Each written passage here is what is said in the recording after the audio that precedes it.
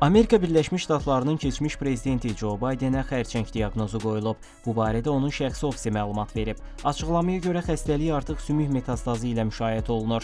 Bu 82 yaşlı siyasətçinin sağlamlıq vəziyyəti ilə bağlı narahatlıqları artırıb. Diaqnoz onun sidik problemləri səbəbilə aparılan tibbi müayinələr zamanı müəyyən olunub. Həkimlər xəstəliyi qlison balı ilə 9 qiymətləndiriblər. Bu da yüksək dərəcədə aqressiv və sürətlə yayılan forma kimi tanınır.